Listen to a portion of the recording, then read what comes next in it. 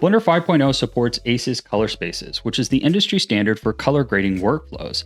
This means that Blender is one step closer to becoming an industry standard in the pipeline. And in this video, we're going to dive into what color spaces are, how to get rid of that washed out look on your renders, some recommended add-ons for color grading, and I'll also share some recommended learning resources to get better at color grading. So with that being said, let's dive in and get started. Let's first define what a color space is. There's a ton of color information when we are working on computers. So when we work in a color space, what we're essentially doing is mapping how all of those colors that are fed into our scene will then translate and then come out on our monitor. And as you can imagine, there are a lot of color spaces out there that could give you vastly different end results. And this is why the ACES color space was created. It stands for Academy Color Encoding System. It was built by the Academy of Motion Pictures Art and Sciences to try and unify this color space so that everybody could be working with the same representation of the data. Now I've created this demo file here with a color spectrum fading up to white and a tube here with an emissive value set to a very high value. We're going to use this to look at how the color spaces are affecting the way we see colors in our scene. Let's talk about where you can access those new settings. First, you're going to come over here to the render and render properties. We'll come down here to color management, and here we can access our new color spaces under the color management view tab. However, I also want to talk about this new working space option down here as well. If I twirl this down, you'll see that we have access to the file working space. By default, it's set to linear rec 709, and you can see here we have rec 2020 and ACES as well. Now, if I click one of these, it's going to need to convert the entire scene. So I actually recommend doing this at the beginning of the file if you choose to change it. Now, if you recall from our previous diagram, we said that Blender is actually working with a lot of color data, and these views up here are trying to determine how to display them on our monitor. So by changing the working space down here, we're changing that color all the way at the beginning of the process with how Blender is even working in color. Now, by default, I'd honestly just leave this at Rec 709 unless if you were pretty advanced in color management. Otherwise, you might end up getting some results you're not happy with. So instead, we're going to come back up here and we're going to focus on these views. Now let's take a look at these view space transforms. So by default, Blender shipped with the standard view form for a long time. And you can see the problem is here that as I look around on my color spectrum here, that a lot of data is being lost in the colors, especially once they become brighter. You can see here that rather than a subtle gradation from green to blue, we just get a large swath of bright cyan. And this may not seem like a big deal, but the problem is that when you're doing things like ArcViz renders or realistic renders, you end up losing a ton of color information and it detracts from the realism and the lighting overall. So if we come down to the next option Blender had, we have Filmic. Now, one of the community members designed this to try and give Blender a more film-like look and to have a more realistic interpretation of that color data. And you can see here immediately that although things became a bit more washed out, we now have more gradation across our colors. However, in some spaces, for example here, we're still seeing a loss of color, which is why they then went ahead and created a new version called AGX.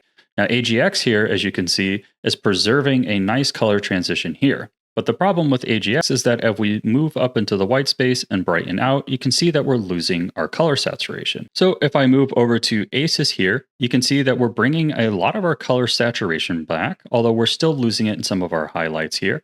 And overall, we have a little bit of what we might consider a punchier image. However, you might notice that your image still looks washed out. The whites don't look completely white, instead they look kind of gray, and all the colors still feel a bit muted. And I think this is where a lot of Blender beginners make a mistake. They think that this is a fault of the color space and that it's ruining their colors. But in truth, what it's doing is giving you more color information that you can work with later in the color grading process. This is what one might call log footage. Now, log footage is standard in Hollywood. They shoot with a large flat image that provides them with as much color information as possible, but looks quite ugly at start. However, after the magic of the color grading process, you get a beautiful fine image. And the same thing occurs within 3D. So how do you go about avoiding this washed out look? Well, I'm going to tell you a couple different ways. Now, the most basic and simple way to fix washed out colors is actually just to use some of Blender's simple color management tools right here. And I feel like these don't get highlighted enough. First, let's take a look at our scene here. We switched over to ACES, and as I've mentioned, ACES tends to be a little darker overall, so I actually recommend first bumping the exposure. I'm going to bump this up to something like 0.75, and you can see already our image is brightening up and starting to look a bit better. But now we can turn on the curves here. And curves allow us to control the colors and the contrast of our image. Over here on the left will be your black values. And then over here on the right will be your higher values or your white values. You can then reset any associated curve by clicking the reset button down here. Now this is under the C for contrast, which adjusts all the colors at once, or we can also adjust individual channels. If I come here to the green and I pull down on the green, you'll see that I'm pulling green out of the image and leaving just purple. So let's look at a basic little curve setup that will pretty much apply to any image you have. So first, when people complain about that washed out look with their colors, what they're actually talking about is generally a lack of contrast in the scene, which is how close the white and black values are to each other. And they're also talking about the fact that the white values themselves tend to kind of gray out in that log footage look. So a simple fix that you can do on most of your renders is come over here, click, which will allow you to add a point here, and just drag to the left. And you can see how we've brought the white values up and brought white back into our image, and already it's looking a lot punchier. But we can also introduce a bit of contrast here. And you can click and drag anywhere on this curve to create a point. So I'm going to click here and just drag down here a tiny bit to bring in some blacks into the midtones there. And you can see already we've created a much punchier image. And for most people, this may be all that they need. But I think a lot of people are looking to really make their colors pop too. Well, a simple way to make any color pop is to add a bit of an opposing color. So let's take a look at this water right here. Right now, this water is very green, and I think it would look nice if we pushed in a tiny bit of blue. So I'm going to come over here to the blue channel. Now with the greens here, I can see that they're not overly bright and they're not overly dark. Instead, they kind of exist in that midtone range. So what I'm going to do is click in this midtone area here. Remember, I said these are the blacks, these are the white, and around here is the midtone. So I'm actually going to click maybe here, and then I'm just going to push up, which will put a tiny bit of blue into the image. And it may be hard to tell with YouTube compression, so I'll do a more extreme example there. But you can see how that is introducing blue across the image. So I'm just going to add a tiny bit of blue there. And you can see how by just adjusting the exposure and adjusting the curves, we've created overall a much punchier, contrasted, and saturated image. But let's talk about some of the more official and advanced ways as well. So the next method you can approach to color grading in Blender is actually Blender's color grading tools themselves in the compositing node tree. If I hit Shift A here, you can see that there's an entire section dated to colors. Unfortunately, these are very technically oriented. So unless you already have an advanced knowledge of color theory and color grading, these are going to be very difficult to use, which is why if you want to stay entirely in Blender, I would recommend checking out the Render Raw Color add-on. This is provided by Orange Turbine, which if you don't know, they own Superhive and CG Cookie.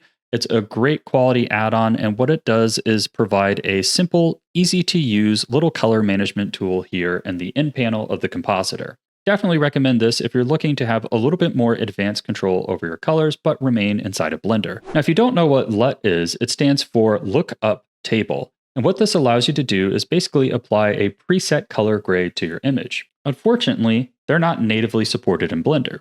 So if you want to stay in Blender, I would recommend this add-on here called Final LUT, which adds the ability to import LUTs into Blender, but also comes with a bunch of preset LUTs that you can utilize as well. Now, if you're willing to leave Blender, I would recommend learning DaVinci Resolve. It's the industry standard for color grading, and even better yet, they have a free version that does everything you could need. It also comes with a full video editing software built in as well. Now, if you get nervous about the idea of transitioning from Blender to DaVinci Resolve after you're done rendering, I want to recommend this free course from Gleb Alexandrov, which dives into exactly how to do that. He walks you through the steps of how to export the correct file formats, how to import them into DaVinci Resolve, and some basic color grading tips. He also provides a free LUT pack that you can use as well. I love this course. It's free, and I've actually already watched it twice because it's been so helpful. He also does a great job of breaking down all of the color spaces and what they mean. And it's probably the best explanation I've ever seen of the EXR format and why you should be using it and not PNGs. Color grading and color workspaces can be an intimidating topic, but some of the tools I've provided in this video should allow you to at least take your renders from looking washed out and providing a punchier final image that you'll be comfortable sharing online.